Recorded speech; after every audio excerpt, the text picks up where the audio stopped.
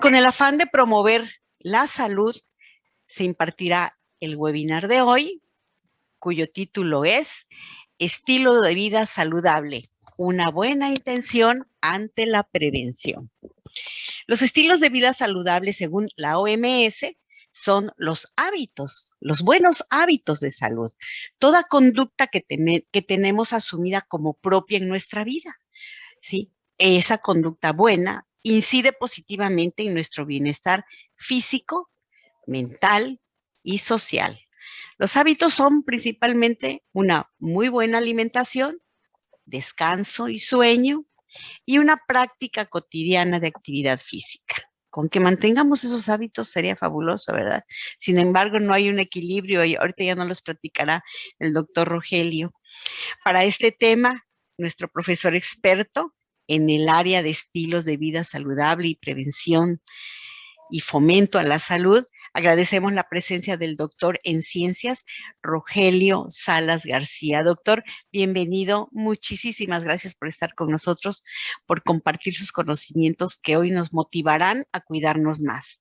Cuenta con reconocimiento CONACYT del Sistema Nacional de Investigadores, nivel 1 en el área 3, Medicina y Ciencia de la Salud. Con reconocimiento al perfil PRODEP, miembro del Colegio Mexicano de Nutriólogos, capítulo Nuevo León, presidente de la Sociedad Mexicana de Inocuidad y Calidad para Consumidores de Alimentos, ACE, SOMEICA, en Nuevo León, con destacada participación como miembro del Comité Técnico Científico para la Estrategia Hambre Cero en Monterrey, Nuevo León, miembro del Consejo Asesor de Caritas en Monterrey, miembro del Comité Técnico Científico del Proyecto Nutriformante, miembro del Comité Técnico Científico de la primera encuesta estatal de salud y nutrición, también miembro del Comité Técnico Científico del Programa de Alimentación Saludable y Actividad Física para la prevención de la obesidad y el sobrepeso, programa PASOS, del Gobierno de Nuevo León. Ha colaborado a nivel nacional e internacional en múltiples proyectos de investigación. Ha intervenido en proyectos de salud y de nutrición de la Facultad de Salud Pública y Nutrición, vinculados con instituciones extranjeras de educación superior, con instituciones públicas, empresas y organizaciones no gubernamentales, con participaciones a nivel nacional e internacional en foros académicos y científicos como ponente de trabajos de investigación. Un amplio currículo investigativo y todos fomentando la salud, cuidando la salud. Doctor, muchas gracias por su presencia. Es un honor contar con su participación. Pues, ¿qué le diré? El público le espera. Le cedo el micrófono. Muchas gracias. Gracias a todos. Gracias a todo este equipo que representa la Federación Mexicana de Enfermería Quirúrgica. Para mí, la verdad, es un honor que me hayan invitado. Y pues agradezco infinitamente, maestra Guadalupe, por esta invitación y a toda la directiva de esta federación. Y es realmente un honor poder compartir parte de mi experiencia y de mis conocimientos con un área de la salud tan importante, tan primordial. Yo creo que cualquier actividad o cualquier profesión del área de la salud no somos sin el ejército de lo que es la enfermería en cualquiera de sus especialidades. Gracias, doctor. En este sentido, pues me es grato poder participar con ustedes. Y bueno, pues digamos, mi presentación va más centrada a hacer un análisis sobre lo que vienen siendo los estilos de vida saludables y realmente pues que no se queden únicamente en una buena intención para la prevención de la salud y sobre todo en estos tiempos que estamos viviendo, en una situación que no pedimos vivir y sin embargo la estamos enfrentando de algún modo u otro. Entonces, pues yo espero que esta reflexión que yo les presento, más que una lista de recomendaciones, porque no lo son listas de recomendaciones, es más que nada un análisis para que como profesionales de la salud podamos dedicar un poquito de tiempo a pensar o a repensar de qué nos falta, qué hemos hecho y qué nos falta hacer para el cuidado de la salud de la población. Muy bien, mejor, muy bien. Entonces, pues si me permiten, voy a compartir mi pantalla Claro. para poder dar inicio y bueno, pues espero que todo vaya bien, al menos con esta modalidad a distancia que también tenemos que acoplarnos un poco y que las plataformas no nos fallen. Bien, pues quiero iniciar y creo que la maestra Guadalupe habló un poquito precisamente sobre ese concepto que la Organización Mundial de la Salud propone como un estilo de vida saludable. Hablamos mucho de estilos de vida saludable cuando tratamos de educar a una población o de otra manera orientar a los pacientes que nosotros atendemos en nuestro consultorio o donde prestamos nuestros servicios profesionales. Y hablamos de esos estilos de vida saludable que es importante que debemos considerar.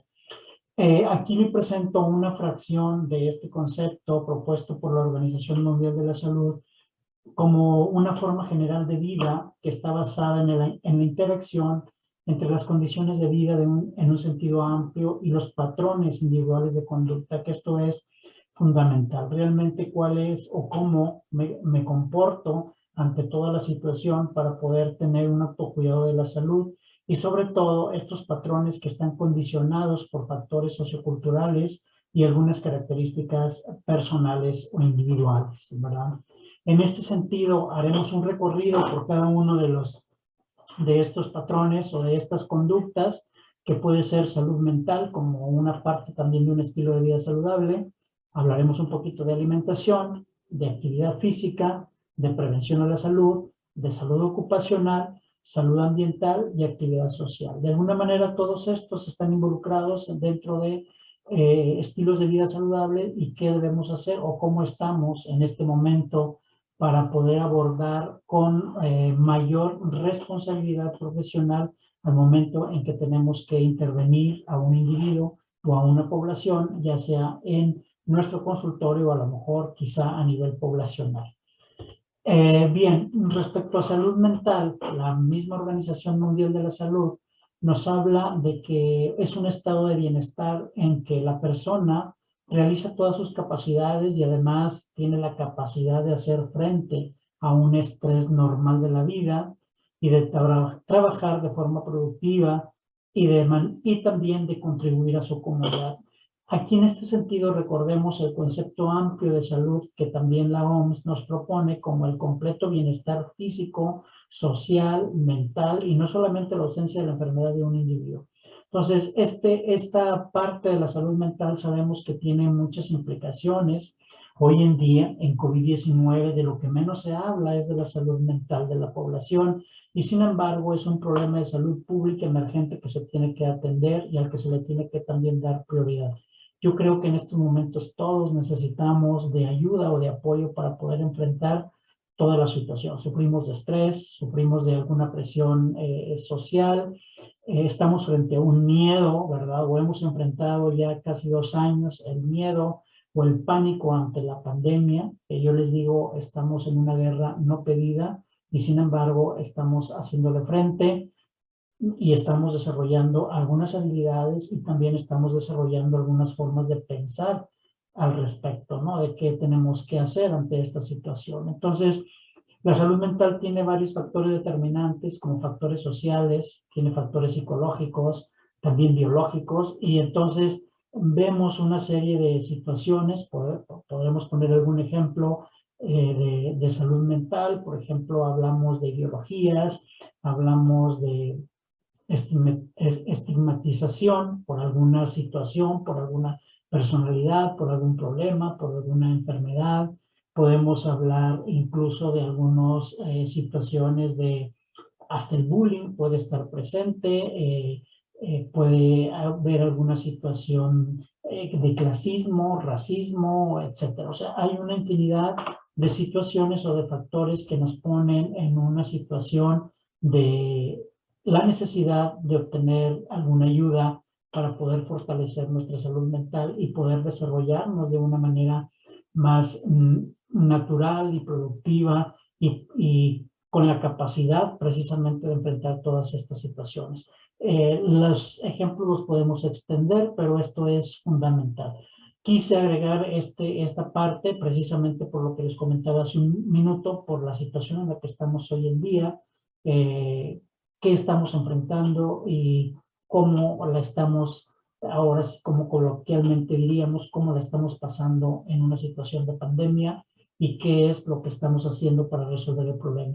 ¿Qué es lo que los gobiernos nos están aportando para poder hacer frente a esto, además de la propia enfermedad del virus de COVID-19? Pues entonces, ¿qué más está haciendo? Y el director general de la Organización Mundial de la Salud dice que es sumamente preocupante que a pesar de la evidente y creciente necesidad de la salud mental, la cual se ha agudizado aún más durante la pandemia de COVID-19, entonces, que esta preocupación pues debe ser acompañada de inversiones. O sea, debemos atender esta situación para que la inversión en salud mental y se pueda cumplir el concepto de la salud plenamente como lo entendemos como tal, ¿no? No solamente la ausencia de enfermedad, sino también este equilibrio emocional.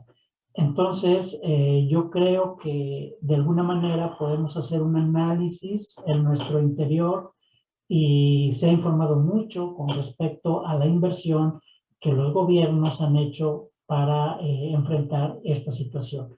Pero se ha ido desviando, claro, porque la situación actual de la pandemia pues va más enfocada a la defunción, a la incidencia diaria de los casos y también a la infraestructura de los hospitales para poder hacer frente a la pandemia, de modo que la salud mental queda de alguna manera aislada o queda en algún lado y no tenemos realmente la estadística. Podemos tener la percepción del incremento de la problemática por lo que nosotros alcanzamos a ver en nuestro entorno, quizá probablemente conflictos o violencia familiar, suicidios, etcétera. O sea, de alguna manera nos enteramos o sabemos que ese equilibrio mental está ahí deficiente y que merece una atención importante en estos tiempos, en este momento. Algo que también dentro de estos estilos de vida saludable pasamos a lo que es la parte de la alimentación, y en la parte de la alimentación hay mucho que reflexionar y mucho que aprender y entender. Yo les comparto esta diapositiva para que ustedes puedan visualizar algunos datos importantes. La información que les voy a compartir es de la encuesta de la ENSANUD, de la Encuesta Nacional de Salud y Nutrición que tenemos aquí en México y que es un instrumento o es una encuesta que sabemos que se desarrolla cada 5 años en el país y que aporta una información precisamente con los indicadores importantes para que los responsables de tomar las decisiones tengan esa información y puedan de alguna manera priorizar la problemática que existe tanto en salud y nutrición y algunos otros servicios de salud para poder establecer algunos programas o estrategias de intervención a la población. Y la alimentación, escuchamos mucho de la alimentación, hay muchas políticas públicas que se han implementado para atender la alimentación de la población, porque siempre estamos atentos a ellos y siempre decimos que una buena alimentación es la base de la salud, pero hay que ver cuáles son los factores que pueden estar condicionando esta problemática. En el primer cuadro, ustedes ven lo que es la parte de seguridad alimentaria, cómo se comporta y presento datos del 2018 y donde ustedes pueden ver que tanto en el área rural como en el área urbana, que se ve en la diapositiva, tenemos dos rubros, dos apartados importantes que debemos analizar. Y tenemos que la inseguridad alimentaria en México, en el área urbana, el 51% 0.1% de la población se percibe con algunos de los niveles de inseguridad alimentaria. Puede ser leve, moderada o severa, pero estamos hablando de la mitad de la población en zonas urbanas se perciben con una inseguridad. ¿Qué quiere decir? Que puede ser en cuanto a acceso o puede ser también con respecto a la calidad de los alimentos. Y por otro lado tenemos el área rural, que el porcentaje es más alto, donde casi el 70% de la población se percibe también con inseguridad alimentaria. Y claro, esto trae problemas importantes.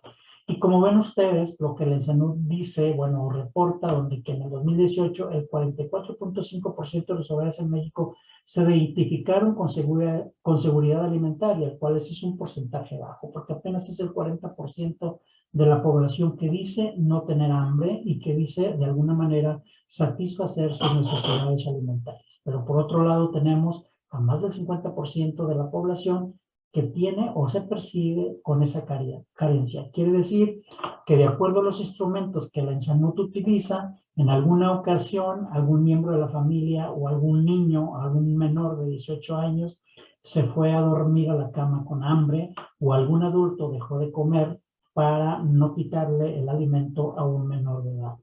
Es una percepción de cómo se mide esta seguridad en nuestro país.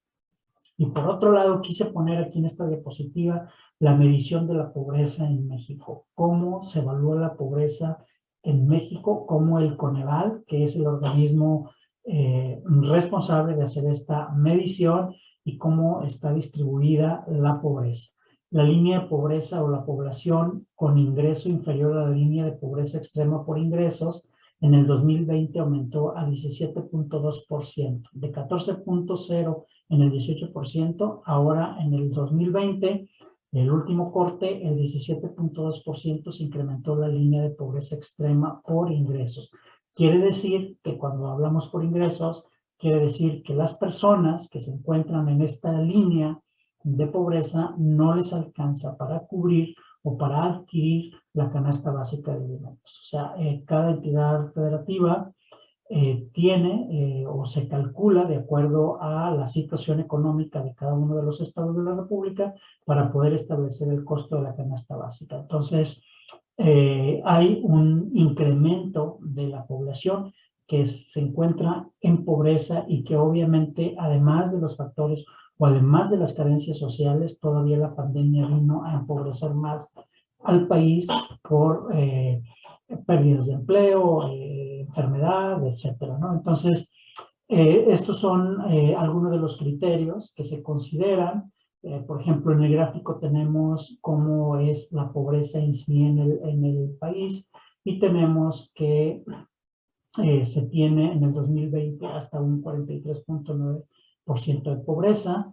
Una pobreza extrema en el 2020 incrementa de 7 a 8.5%, y vulnerables por carencias sociales, quiere decir que en este tipo de carencias sociales puede ser que haya un rezago educativo, que exista un poco acceso a los servicios de salud, a seguridad social, o a la calidad o espacios de la vivienda, o acceso a los servicios básicos en la vivienda, como el agua, por ejemplo, o el acceso a la alimentación nutritiva y de calidad. También a eso se refiere a las carencias sociales. Y entonces de esto tenemos que en el 2020 tenemos un 23.7% de la población que está como una población vulnerable a las carencias sociales, y vulnerable por ingresos, quiere decir que está entre sí y no completo el costo de la canasta básica por alguna de estas carencias, y en la última barra del gráfico que demuestra el no pobre y el no vulnerable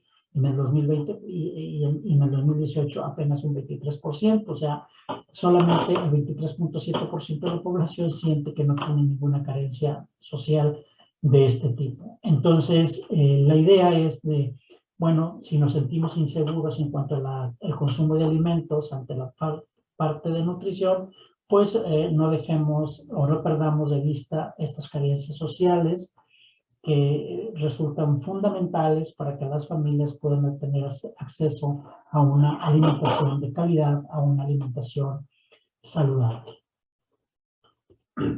Bien, y por otro lado, ya con esto, con este análisis tanto de carencias como de seguridad alimentaria, ya lo demás es lo de menos, ¿no? Porque de alguna manera tenemos el consumo de alimentos recomendables y entonces, pues, por más políticas públicas o por más programas que se desarrollen en cuanto a una buena alimentación saludable, selección de alimentos, conservación, manejo, y todos los temas que de alguna manera todos los nutriólogos manejamos día a día, pues debemos de tener dirigir nuestra mirada a realmente cuáles son los factores que están contribuyendo a que la población no se alimente de manera adecuada. Entonces, ¿cómo vamos a querer que las familias consuman más verdura, consuman más huevo, consuman más carne o más leguminosa, si apenas les alcanza comprar los alimentos de la canasta básica, donde dentro de esos productos pueden ir alimentos de poco valor nutritivo?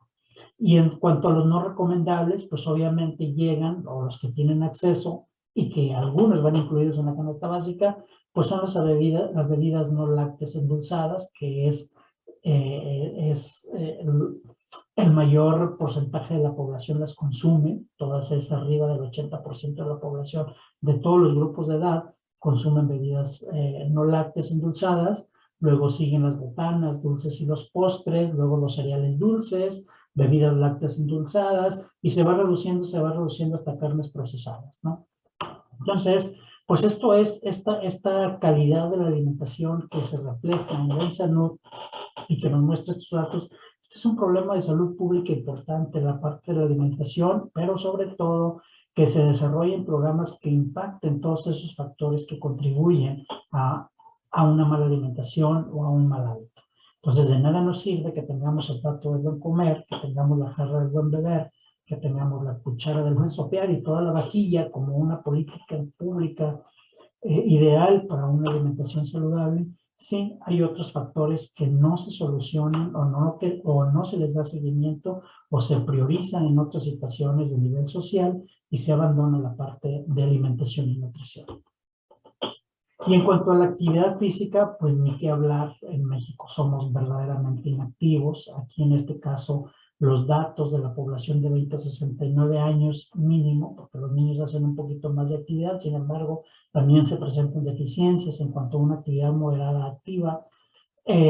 Aquí, en cuanto a la población de 20 a 69 años, pues el mayor porcentaje, apenas de un 25 a un 32 o 33% de la población, apenas realiza una actividad de 150 minutos por semana, a lo que equivalen a 2.5 horas, ¿verdad?, por semana de actividad física. Quiere decir que nos tenemos que mover, que tenemos que hacer más actividad física. Pero este problema es del 2018, o sea, no había pandemia, y en la pandemia todavía está aún peor por el confinamiento, y si tenemos el dato, pues el porcentaje todavía es mucho más alto, porque pues ya se nos atravesó el pretexto de la pandemia para menos movernos, para menos hacer actividad física, ¿no? Entonces, se queda en una intención de poderte mover, de poderte activar y poder adoptar un estilo de vida más saludable, y sobre todo conociendo todos los beneficios que la actividad física tiene, que sabemos que uno de los principales y muy promovido, que no es nuevo, que no es de estudio actual, sino desde que se empieza a catalogar como algo fundamental dentro del estilo de vida saludable, la actividad física tiene beneficios importantes en el fortalecimiento del sistema inmunológico, además de lo que es toda la movilidad del esqueleto y todos estos beneficios que se tienen dentro al momento de practicar la actividad física, pues se ha hecho mucha mención en la parte del sistema inmunológico, pero podemos enlistar todos los beneficios y bueno, el sedentarismo no es de ahora por pandemia. Bien, dentro de la prevención a los servicios de salud también es importante que pongamos atención cómo estamos en México de acuerdo a la INSANOR. Y en este sentido, nos dice que 8 de cada 10 personas en el país declaran tener derecho a servicio médico, ¿verdad? O sea, con la cobertura más baja es para la población joven de 20 a 29 años, puede haber una explicación al respecto, ¿verdad? Por la parte de pérdida a la derecho a audiencia, por la edad en la población, o puede haber algunos otros factores, ¿no? Nos dice el ENSANUD que también son las mujeres quienes tienen la tasa más alta de uso de servicios de salud, tanto ambulatorios como hospitalarios, y tiene alguna explicación de acuerdo a estas características, porque nos habla, por ejemplo, en el caso de la diabetes, son más las mujeres que tienen un diagnóstico previo de diabetes con respecto a los hombres. Estamos hablando de un porcentaje alto con respecto a los hombres, estamos hablando de 11.4%. En el 2018 fue el dato que arroja el ENSANUD con respecto al 9.1% de los hombres con diagnóstico de diabetes. En el caso del sobrepeso y la obesidad va más o menos ese comportamiento, aunque la estadística demuestra un poquito más de igualdad en ambos géneros, ¿no? Y en este caso tenemos la diabetes en población de 20 años y más años por la República, y vemos cómo se comporta la prevalencia en el norte y noreste de la República de diabetes, donde los estados de Coahuila, de Nuevo León, de Tamaulipas y la Ciudad de México, así como el estado de Hidalgo, son los estados que más prevalencia de diabetes se tiene, con una promedio de un 12 a un 14% de prevalencia en esta población. Y siguen siendo las mujeres las que presentan una mayor prevalencia.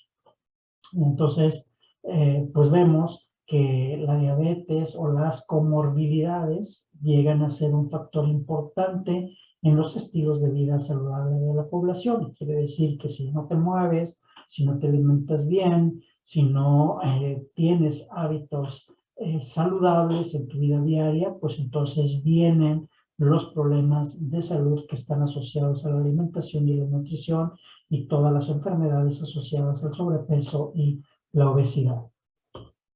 Y por otro lado tenemos también la parte de hipertensión. En este mismo grupo de edad siguen siendo las mujeres con la mayor prevalencia con respecto a los hombres, con un incremento en la prevalencia del 2012 al 2018, y esta prevalencia pues sigue en aumento. En este sentido, la prevalencia de la hipertensión arterial por entidad federativa pues no varía mucho, ¿verdad? Se mueven un poquito los colores en la República, donde Sonora, Chihuahua y Coahuila son los de la prevalencia más alta de la hipertensión arterial, desde un 22.4 hasta un 26.1%, y conforme vamos bajando, pues va, de alguna manera el color va cambiando, pero sigue siendo una prevalencia alta de la hipertensión, con un diagnóstico médico previo al momento de la encuesta, pero sabemos que el ENSANUD también tiene, y otras encuestas de diferentes entidades federativas,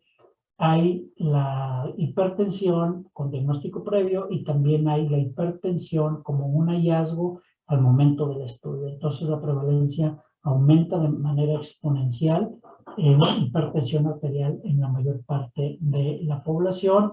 Y pues también un problema de salud importante relacionado a estos estilos de vida saludable. Entonces, este es un panorama muy claro de cómo realmente estamos en materia de salud y de nutrición de la población. Otro de los aspectos que están evaluados dentro de estilos de vida saludable es el consumo de tabaco en la población de 10 a 19 años, el dato que nos muestra la ENSANUD, y tenemos por arriba del 6% a los estados de Guanajuato, la Ciudad de México, Aguascalientes, Guerrero, Sonora, Nuevo León, Coahuila, Jalisco, Michoacán y Querétaro. Son las entidades con una mayor prevalencia o con una prevalencia superior a la media nacional, ¿verdad? En este caso, con más del 6%, la media nacional está en un 5.3%. Entonces, estos estados son los que más prevalencia del consumo de tabaco en población muy joven, de 10 a 19 años. Y en cuanto a por género, pues tenemos que los hombres son los que mayormente consumen el tabaco, con un 7.5, con respecto a las mujeres de un 5.1 9%, ¿no? Este es un problema importante. Sin embargo, hay estudios, ¿verdad?, que el tabaco es uno de los estilos de vida que también son de preocupación por las comorbilidades y como un problema de salud pública que atender. Es uno de los indicadores también que en cuanto al consumo de alguna droga clasificado como tal, resulta un poquito más evaluar, y por eso también en México y en el mundo tenemos datos más contundentes con respecto al hábito de fumar, porque es más fácil contabilizar el momento en que se realiza el estudio. No siendo así con el alcohol hay un subregistro, de modo que hay muchos estudios que ya sea que la persona no reporta de manera adecuada la cantidad de alcohol que se consume o simplemente lo omita, ¿no? Entonces hay estudios donde la esperanza de vida, que voy a presentarlo más adelante, parece ser que como si el alcohol no tuviese un efecto importante en la esperanza de vida de la población, pero sin embargo hay otros estudios donde sí demuestra lo contrario. Entonces, pues va más que nada a la forma de evaluar. En el 2018 incrementa de manera importante la frecuencia de consumo del alcohol a un 63.8%, superior al 53.9% registrado en el 2012. Y en este sentido, la frecuencia de consumo, también por género, nos habla que las mujeres también incrementaron su consumo de alcohol en el 2018, desde un 41.3 a un 49.9%, pero siguen siendo los hombres los que más consumen el alcohol en alguna de las frecuencias que fueron consideradas, tanto diario, semanal, mensual u ocasional. En este sentido, el 30.2% de los hombres dice tener un consumo semanal contra el 9.5% de las mujeres, ¿verdad? Entonces vemos que también representa un problema de salud pública. Podemos hablar de una lista de lo que el consumo de alcohol representa como un problema en la población, en materia de prevención de accidentes, salud ocupacional, etc. O sea, una serie de factores que se ven afectados precisamente en el comportamiento y en el desarrollo de las actividades de los individuos. Entonces, estos dos factores o dos elementos son fundamentales también y considerados dentro de los estilos de vida saludables. La salud ocupacional, un factor también muy importante en estos tiempos. Hoy en día, las empresas o los patrones han de alguna manera adoptado la participación de profesionales de la salud para que la salud ocupacional no solamente esté enfocada en prevenir los riesgos o los accidentes de trabajo, sino que también los trabajadores o el personal tenga ambientes de trabajo más agradables, de modo que la productividad del individuo no se vea mermada. Y por lo tanto se desarrollan programas integrales en algunas instituciones donde la presencia del profesional de la salud, llámese médico, llámese el departamento de enfermería, y además se le ha agregado también la presencia de nutriólogos y también de activadores físicos en algunos casos. Si no se cuenta con eso, algunas empresas, algunas han tenido que subrogar los servicios, pero precisamente creando un ambiente laboral más saludable y no solamente la prevención de accidentes, sino que buscando precisamente ese rendimiento, disminuir los problemas de salud, disminuir el estrés, mejorar mucho la parte de asistencia, de productividad, la reducción de incapacidades médicas, todo lo que para la empresa representa una inversión importante en materia de salud de la población, y le está apostando precisamente a los programas de salud ocupacional. Hay empresas que ya cuentan con algunas áreas para activación física, También cuentan con la presencia de un nutriólogo para la parte de orientación de nutrición y diagnósticos oportunos o tratamientos del sobrepeso y la obesidad, médicos con respecto al seguimiento y a la disminución de la prevalencia de todas aquellas enfermedades asociadas a la alimentación, nutrición, sobrepeso y obesidad, y que han adoptado como una política laboral para que el trabajador se sienta en un mejor ambiente, se sienta más atendido y por consiguiente tenga un mejor rendimiento, una mejor productividad. Entonces, en este sentido, también forma parte de esa salud de la población y de estilos de vida saludables que se deben de tener tanto en el área de trabajo como también en la casa. En salud ambiental, aunque no soy experto en salud ambiental, no soy yo especialista en salud ambiental, pero basta con estas dos diapositivas para poder entender la responsabilidad que tenemos como población para el cuidado del medio ambiente. Entonces, he tomado esto, la Universidad Autónoma de Nuevo León, nuestra alma mater aquí en Nuevo León, tiene un departamento de sustentabilidad, la Universidad Sustentable, y bueno, la idea es el establecimiento de programas, la estrategia y la educación de todo el personal precisamente para el cuidado del medio ambiente y de lo que tenemos que hacer dentro de nuestra área de trabajo para poder contribuir en esa sustentabilidad. Entonces, quise poner esta primera reflexión de qué pasa si aumenta 1.5 grados centígrados la temperatura en el planeta.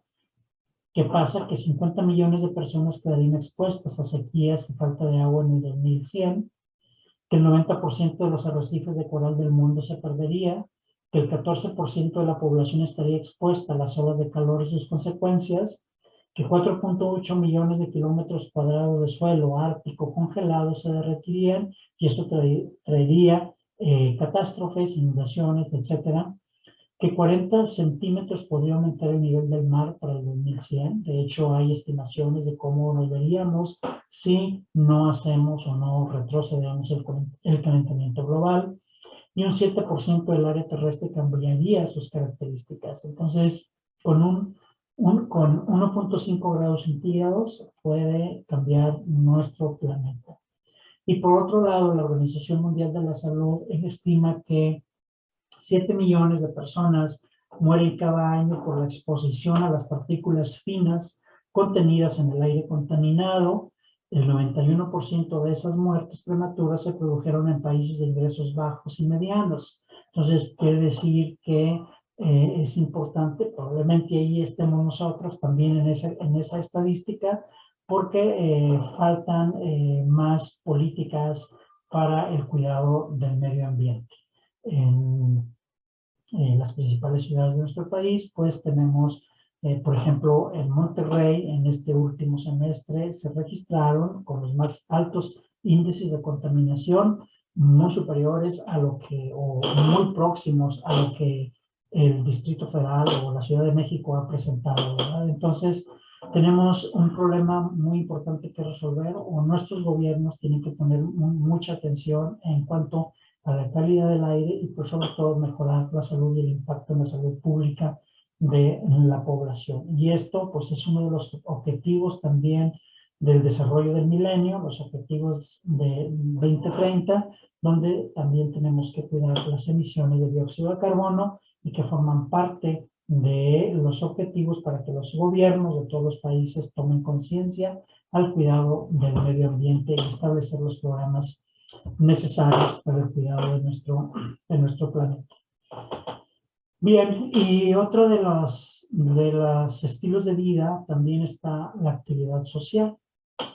Esto, pues, de alguna manera, ¿qué nos dice una actividad social? La actividad social no es más que entender o saber de cómo debemos interactuar con los demás, cómo debemos convivir, cómo vivimos en nuestro medio ambiente y cómo tratamos con las personas. Entonces, en este sentido, nos habla de equidad, nos habla de comportarnos o ser justos o tener una mejor justicia social, conducirnos con respeto, con responsabilidad, cómo nos comunicamos o cómo vivimos o cómo es nuestro ambiente de familia, porque eso de alguna manera también repercute en otros factores o en otras formas de vida, sobre todo la salud mental y la forma en que nos conducimos con los demás, de cómo generamos ese ambiente, de cómo somos capaces de tener una participación en algunas estrategias o en algunas políticas,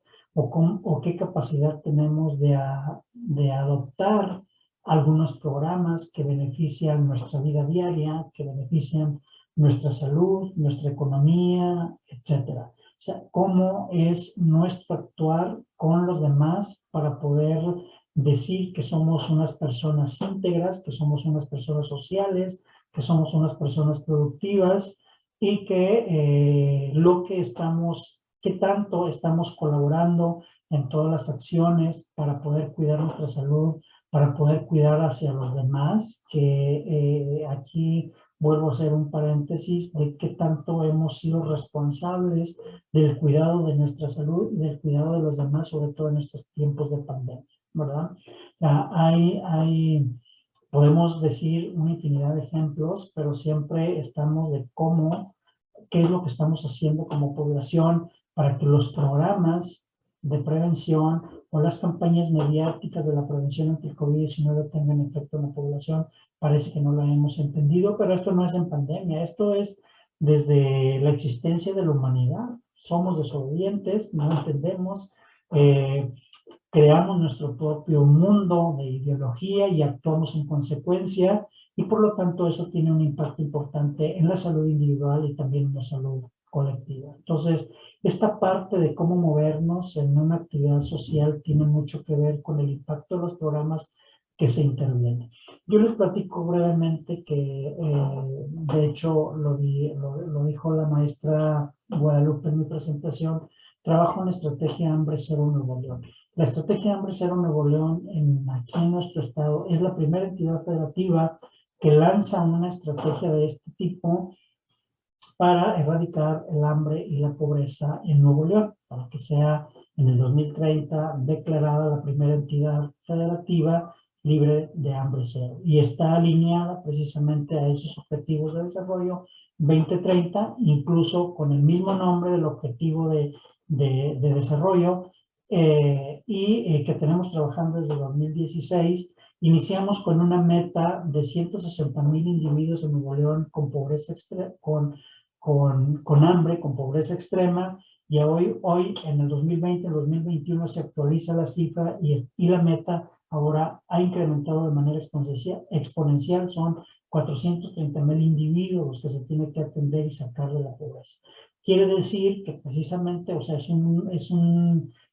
un ejemplo muy claro de los efectos de la pandemia en la economía, en la salud y la alimentación de las personas, y esto hace que, pues, el objetivo o la población que tenemos que atender en Nuevo León es cada vez mayor, y por lo tanto, el eslogan de Hambre Cero Nuevo León es una causa, Hambre Cero Nuevo León es una causa de todos. Quiere decir que todos es un problema que a todos nos incumbe y que todos debemos actuar de una forma u otra para poder contribuir a ayudar a nuestros semejantes a salir de esta problemática, como la suma de voluntades de universidades, de estudiantes, de empresarios, de productores de alimentos, de toda la población para generar iniciativas que ayuden a resolver la situación. Pero no solamente la falta del hambre, sino también la cantidad y las toneladas de desperdicio de alimentos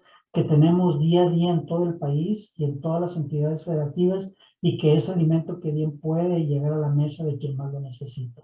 Pero no solamente es darle de comer, sino también es ver qué proyectos se pueden desarrollar en este tipo de población para crear la autosuficiencia y poder salir de la pobreza en la población. Entonces, esta parte de una estrategia de este tipo, pues necesitamos de la participación de la población, necesitamos ese tejido social esa forma de poder convivir en las comunidades y poder organizarse las comunidades para que puedan ser beneficiarias y poder tener éxito de la estrategia. Entonces, esa es parte también de un estilo de vida saludable, el hecho de que estés consciente de la necesidad de los demás y veas que en los programas que llegan a tu comunidad o a tu alcance, pues no solamente es de un beneficio individual, sino también colectivo.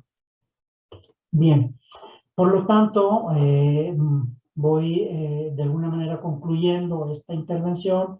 Los estilos de vida saludables no deben quedarse como una buena intención, porque la evidencia científica está clara. Los estudios demuestran una asociación con la esperanza de vida de hasta de 6 o 7 años si desarrollamos estilos de vida saludables. Quiere decir que si desarrollamos actividad física, si no tenemos alguna comorbilidad o si la tengamos, pero adoptamos una nueva forma de vida, si no fumamos, si no tomamos alcohol, entonces quiere decir que nuestra esperanza de vida puede ser superior de 6 o 7 años, según. Si la esperanza de vida es de 70, pues bueno, con un estilo de vida puedes llegar a los 77, 78 años, ¿no?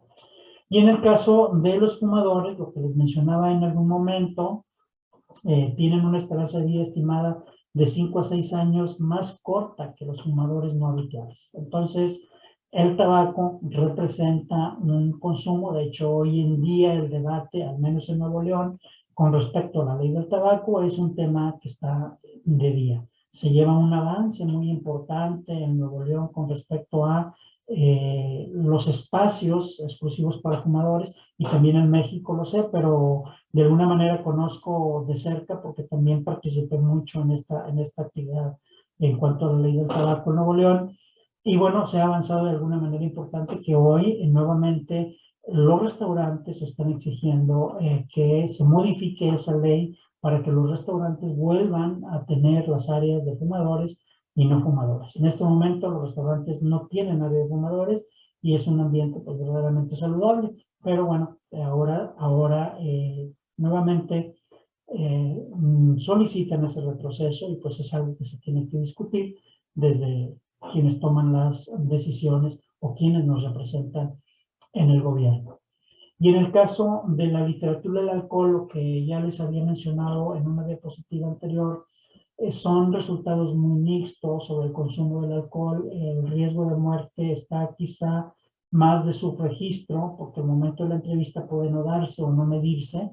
El alcohol es difícil de pronto la medición porque se omite la información y resulta ser complicado para su medición en cuanto a la ingesta, tan complicado como lo es calcular qué tanta grasa consumimos o qué tanta azúcar o qué tanta sal consumimos en nuestra dieta, porque es difícil establecer una medida como lo hacemos con con otros alimentos, pero pues forman parte de esos productos que la población consume y que tienen consecuencias importantes en la salud de la población. Entonces, hay muchos estudios, algunos sí, otros no, otros son más mixtos, pero va más por el subregistro. Y es así. Bien. ¿Qué teníamos ahora con el COVID-19? ¿Qué teníamos? Teníamos la libertad, decimos que teníamos la libertad de ir al cine, de ir al parque, de ir a un centro comercial, de ir al gimnasio, de ir a restaurantes, etcétera, ¿no? Hacer senderismo, gimnasio, etcétera.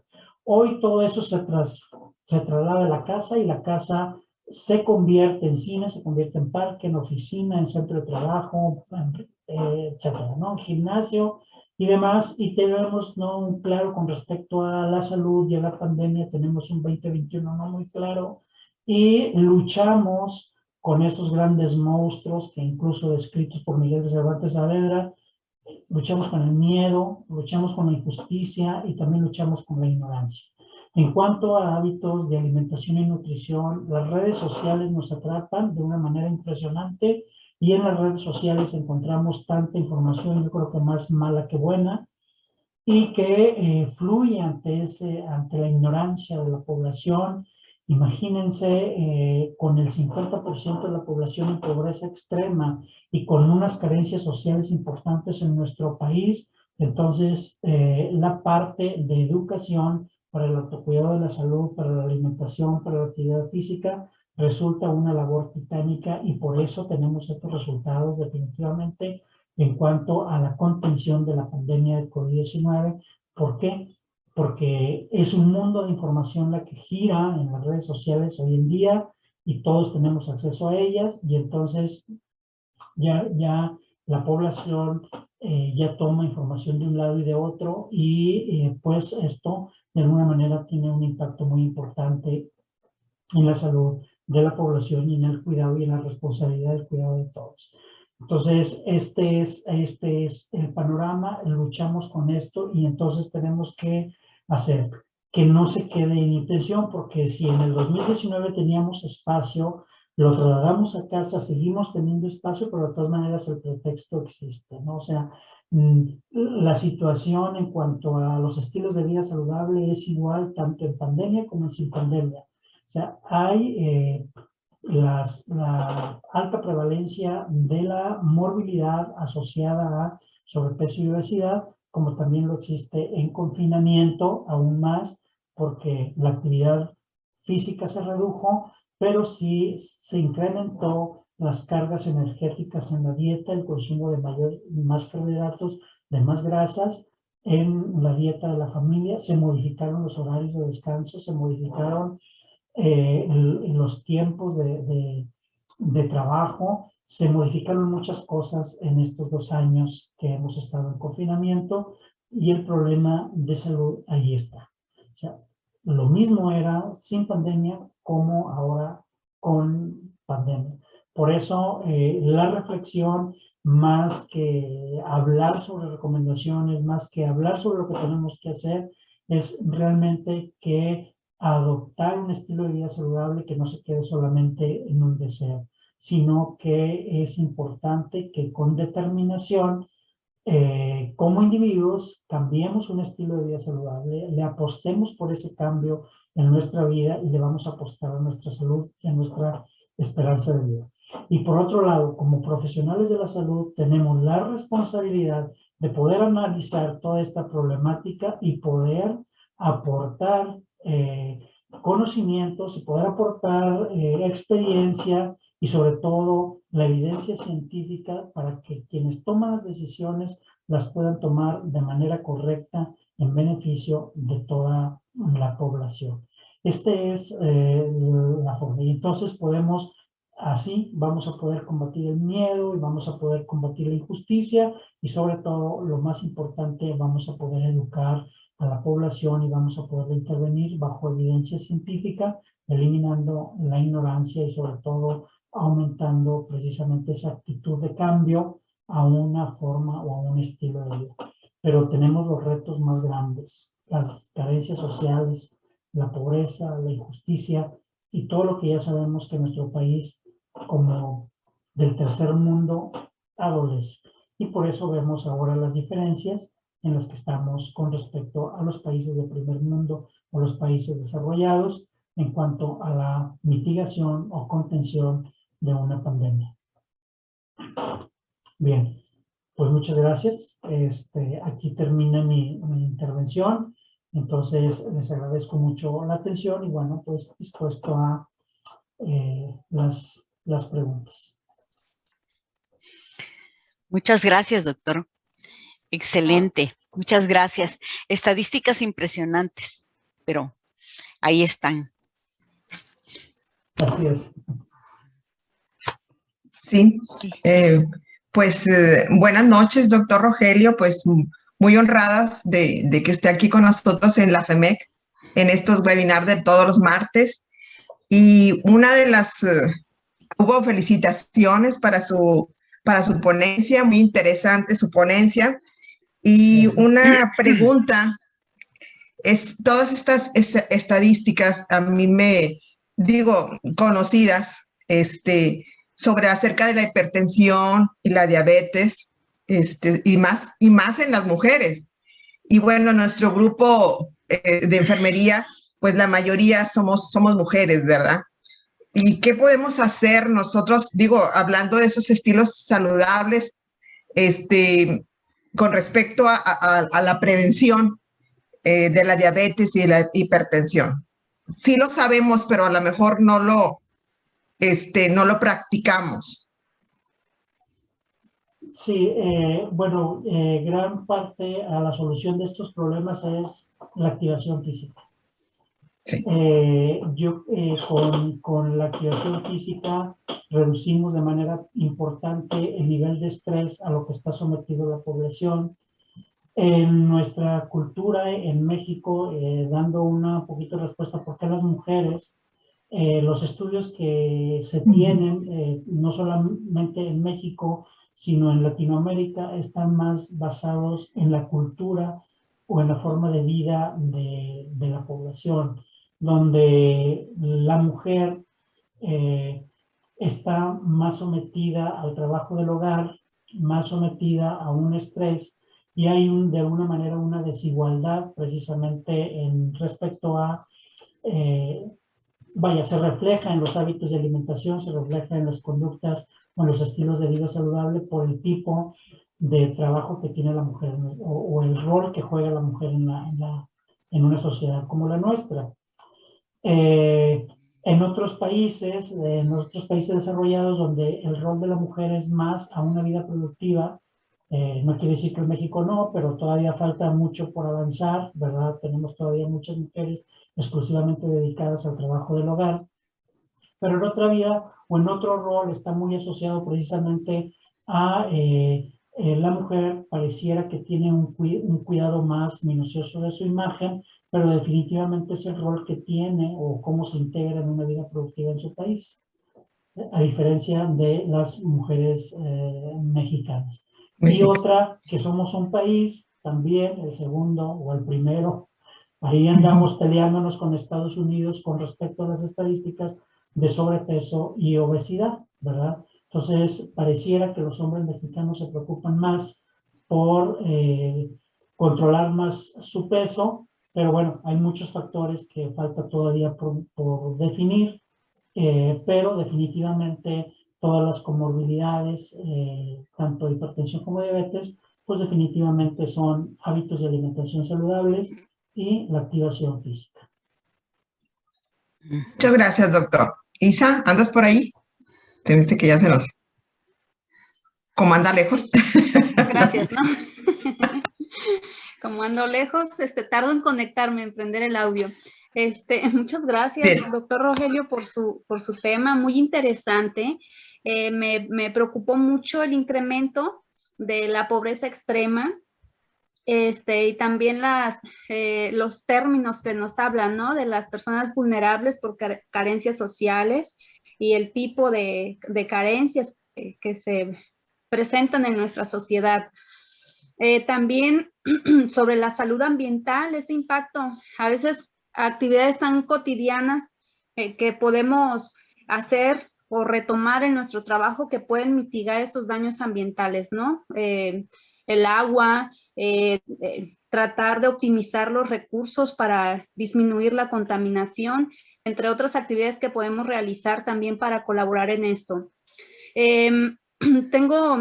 No sé usted qué opina, que en México la posibilidad o cuál sería el camino o el impacto que tendrían los bancos de alimentos o los bancos de ropa o el apoyo en casas hogares o en casas de ancianos, como se hacen en otros países. Sí, de hecho, los trabajos de Banco de Alimentos de Cáritas, bueno, sabemos que están distribuidos en todo el territorio nacional. En Monterrey tenemos uno de los más grandes bancos de alimentos que no da abasto a cubrir la necesidad alimentaria de la población, pero nos falta mucho la cultura del no desperdicio de alimentos. Nos falta mucho tener esa sensibilidad de que desde nuestra casa no desperdiciar, no tirar y pensar que alguien más puede cubrir una necesidad principalmente de nutrición, ¿verdad? Eso es muy importante.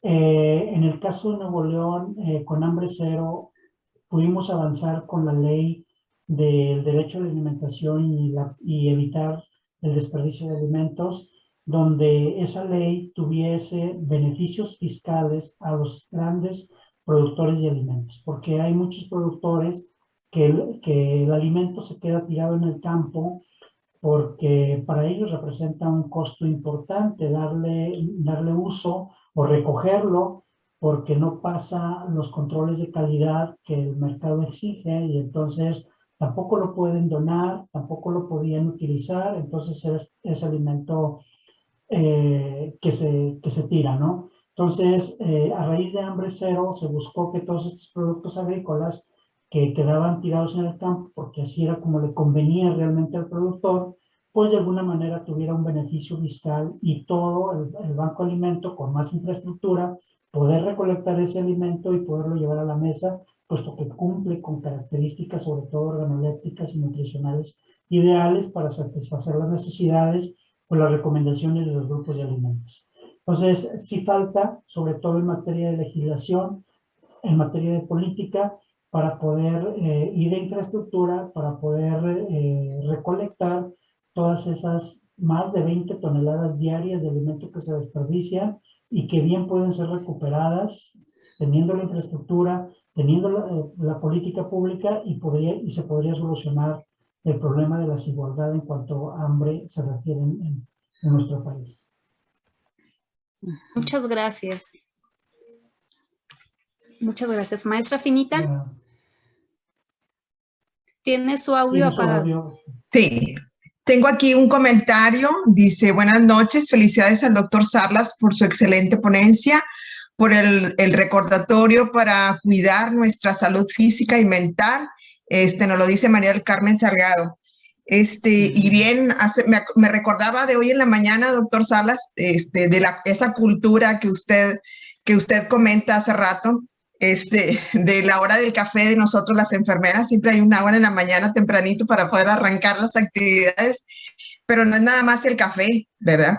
Es el pan. O sea, para nosotros es una cultura el tener siempre nuestra galletita, nuestro pedazo de pan, y mi compañera de trabajo ya empieza con altas de azúcar.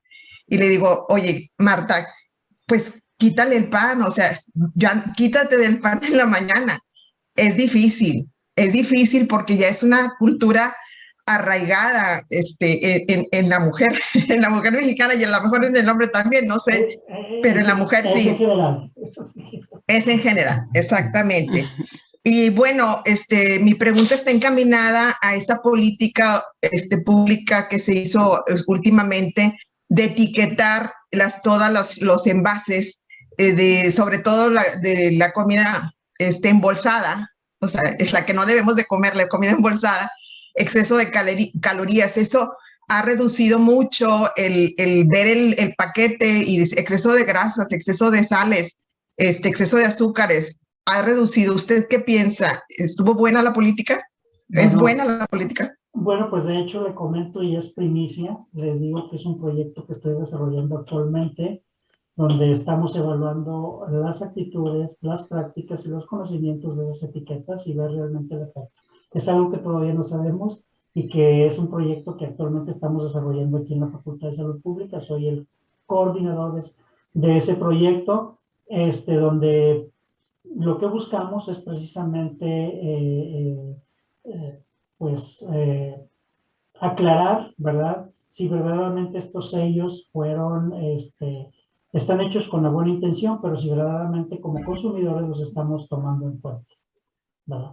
Todavía no hay una información. Hay estudios de otro etiquetado nutrimental, por ejemplo, si hay estudios donde la gente no lee o no sabía leer las etiquetas nutrimentales, y esta política que se hace en México nace a raíz de esa necesidad, el no saber interpretar una etiqueta. Bueno, pues entonces con algo más sencillo, más práctico, más visual, pero realmente no sabemos el impacto real que tienen estas etiquetas. Yo creo que Dios mediante, para finales de este año, estamos obteniendo nosotros aquí en la facultad esos primeros resultados. Muy bien. Gracias, doctor. Ya se los compartiremos. Gracias, sí. Muy interesante. Sigo con el tema ambiental, ¿verdad? Sobre todo pues en mi colonia, no sé si en otras ciudades de México, tienen esa cultura de reciclar y de, creo que no mucho, ¿no? En nuestro país, pero observo que en otros países tienen su recipiente negro para la basura común, su verde para todas las plantas o cosas que podan, y así. Entonces sería una buena estrategia, no sé qué opine, de implementar en nuestro país el reciclaje, tan importante, ¿no? Sí, definitivamente este es un problema de voluntad política, porque hay que invertirle, ¿verdad? O sea, hay que invertirle a esto, pues se requiere de infraestructura para poder hacer la cultura de reciclaje, de separación de residuos, y Sí, luego lo que nosotros de nuestros hogares tenemos que desarrollar. Entonces, sí, es un camino por recorrer complicado, largo, para poder llegar a este nivel. Eh, yo en mi experiencia, cuando yo mi formación la hice en España, y me impresionó que la gente en sus hogares, en los refrigeradores, tenían el calendario de recolección de desechos público para el horario en que lo tenías que sacar de tu casa para que se lo llevase el camión, ¿no? Y el día, o sea, en un día tocaba orgánicos, otro día los inorgánicos, otro día los aceites, otro día, y así. Y la gente pues se va organizando en su casa para precisamente ir desechando y que puedan tener un destino adecuado todos esos productos y poderse dar la reutilización o el reciclaje de esos productos. Pero pues obviamente se requiere de camiones especiales, de contenedores especiales, de más infraestructura, que aquí faltaría, como les digo, sería definitivamente sí. un gobierno que piense de una manera diferente en materia de medio ambiente. Sí, muchas gracias. Y respecto al autocuidado, también coincido pues con la maestra Finita en que muchas veces es cultural, es parte de nuestra formación y que debemos cambiar. También tengo una compañera que en la noche algunas veces es diabética. No, yo no voy a decir su nombre, maestra Finita, a mí me ahorca, pero se tomaba una glucometría, ¿no? Se hacía una pruebita de glucosa para ver cuánto tenía. Si salía más o menos en los parámetros normales, se tomaba su café y su pan, o una coca, pero es esa parte de la conciencia, del autocuidado, de prevenir. No somos, si no somos, pues bueno, cuidarnos también, ¿no? Pero si somos, esa parte de querernos, de cuidarnos, de ser conscientes de que tenemos un problema que podemos complicarnos más. Entonces, desde ya, una invitación a todos, sea cual sea algún padecimiento que tengamos, pues hacer conciencia y que todo está en nosotros mismos primero, en querernos, en cuidarnos, en protegernos antes de cuidar a alguien más. Entonces es parte de esa responsabilidad profesional, el autocuidado. Así Maestra es. Finita, ¿alguna otra pregunta que rescate? Parece que la maestra Denise tiene la mano levantada. Sí, la maestra Denise tiene la manita levantada, ¿quiere comentar algo? Doctor, la verdad es que es un privilegio escucharlo. La verdad, no había tenido el gusto, más sin embargo, yo soy pro a la prevención. Creo que definitivamente la pandemia vino a ser un detonante para que nos diéramos cuenta realmente cómo era nuestra situación, desde mi punto de vista. En un principio usted hablaba de lo que era lo del COVID. Claro, yo le apuesto totalmente a la salud mental para el personal de salud que estuvimos inmiscuidos en el área COVID. Al menos yo estuve al frente de un área COVID y la parte de la prevención de la salud mental, luego como lo gubernamental, la pobreza, te impide estar en esos ámbitos, pero totalmente estoy a favor de que se implementen programas para la prevención de la salud de nosotros, porque si nosotros no tenemos salud, no vamos a poder dar salud a nuestros pacientes. La verdad es que ese estigma todavía existe dentro del personal de salud y debemos de irlo trabajando. Vimos o lo pude observar desde muy cerca realmente cómo es la pobreza en México o en mi estado, donde yo decía, ¿cómo le vas a explicar a alguien que tiene que, cómo que tiene que lavarse las manos, que tiene que usar jabón, si ni siquiera tienen el acceso a esos servicios de saneamiento? Entonces, realmente nos dio el panorama. Esto estaba, pero este fue el detonante que nos hizo dar cuenta como sociedad y a lo mejor como personal de salud de en qué podemos trabajar. Creo que los que están en el área de lo preventivo tienen un gran trabajo, pero más sin embargo nosotros que estamos en lo clínico, pues tenemos que verlo y tomar lo que nos toca de nuestra parte. Vimos las consecuencias de los malos hábitos que tenemos como sociedad. Los malos hábitos, yo les decía, es que no puedo creer que sea tan difícil enseñar o educar a la población a lavarse las manos cuando es algo cotidiano. Es algo que día a día lo tenemos que hacer. Si tú sales a la calle, regresas y te lavas las manos, pero la pobreza o la poca cultura que teníamos hacia la educación de la prevención, pues vino a reflejar todo. Obesidad, no podíamos hacer pruebas diagnósticos. ¿Por qué?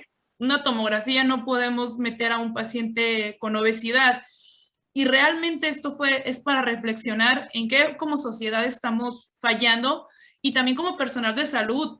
Como dicen ellas, es el diario, el café y el pan, ¿no? Y yo decía, ya no voy a comer pan porque después de la tomografía a lo mejor no me va a poder, ¿no? Pero más sin embargo, creo que son puntos muy importantes y sí, ojalá y en todas nuestras instituciones hubiera personal que le apostara a la prevención. De verdad se los digo con toda sinceridad, la prevención de la salud mental es algo que yo creo que es un foco rojo que va a llevar a mi punto de vista. No sé qué opine usted.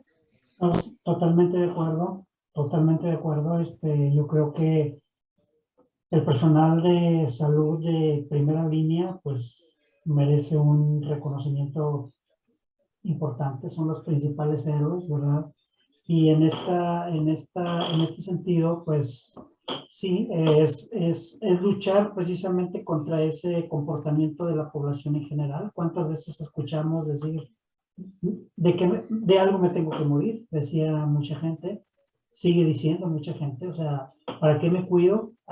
Tenían la manera de prevenir, pero su mentalidad iba a que o sea, que no pasaba nada, ¿no? Y si les tocaba, pues ya, o sea, es que le tocaba y punto. Pero sin entender y sin reflexionar la responsabilidad que tenían de cuidar a los demás.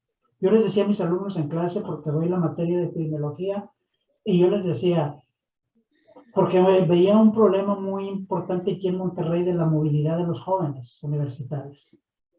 Yo les decía, si ustedes no se mueven, ¿verdad? Si ustedes no se mueven, y si no nos movemos, los que no nos podemos mover, o tenemos el privilegio de poder estar en casa, trabajando desde casa, si no nos movemos, pues vamos a ayudar a que los que sí tienen necesidad de moverse, lleven una vida más normal y un mejor cuidado ante la pandemia. Y de alejarnos precisamente de todo lo que decía, bueno, teníamos libertad de qué, teníamos libertad de reuniones sociales. Muchos no la perdieron, siguieron teniendo reuniones sociales. Entonces, es una lucha, no solamente con COVID, sino con todas las enfermedades, para que la población pueda adoptar o conocer más sobre la prevención y tener esa responsabilidad de la prevención. No entendemos, somos, ahora sí, coloquialmente, testarudos desde mucho tiempo, ¿no? O sea, se nos hace fácil. Hay un meme ahorita que mencionaba del café, la moda de los memes en las redes sociales, un monito, así la foto de un mono con la cara triste, con una taza de café y pregunta, ¿me hará mal este café? Y le dice, no, ¿por qué te va a hacer mal si me lo tomo sin pan? ¿Verdad? Entonces, Pues bueno, esa es la parte, y nosotros en esta cultura nos gusta el café, pero nos gustan los vasos de litro de café. No tomamos una taza o 2 tazas, que es la recomendación para que los beneficios del café se puedan ver en el organismo. No, o sea, todo es el vaso más grande que nos podamos tomar de refresco o de café, etcétera. No son 10 minutos de café, o sea, en nuestro centro de trabajo es media hora de café, porque además del vaso de café, además del pan, lo acompañamos con la parte social, ¿verdad? Y la información. Entonces, esos escenarios pues van obviamente poniéndose de alguna manera cómoda para que los hábitos de alimentación o los malos hábitos de alimentación vayan cada vez más creciendo, ¿no? Y se vayan más adaptando. Pero sí, totalmente de acuerdo con ustedes. Yo creo que mi último comentario, doctor, me gustaba mucho el eslogan del IMSS de hace poco, que decía, cuídate, muévete, mídete. O sea, muy bonito. Chécate, mídete y muévete, sí. Chécate, cuídate, mídete y muévete. Así es. Un último comentario también de Daniel Carmen, dice, sé que es muy complicado, doctor, pero ¿cómo ayudar a los que no se quieren cuidar? ¿Cómo ayudar sin violar sus derechos y herir susceptibilidades? Gracias.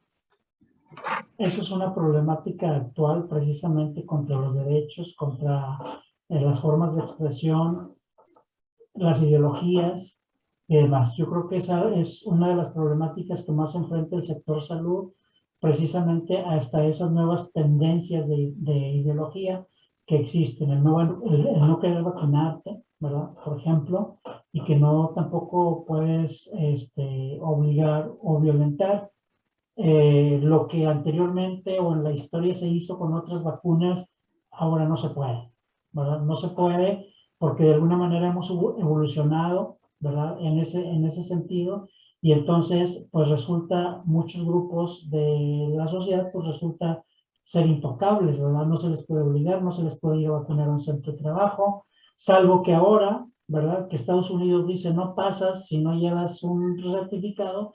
Entonces, todo el que sí quiere pasar, pues va a ir a vacunarse. Hasta no tocar parte de sus intereses o buscar una estrategia que afecte sus intereses para poderlos cambiar de alguna manera a una idea, ¿no?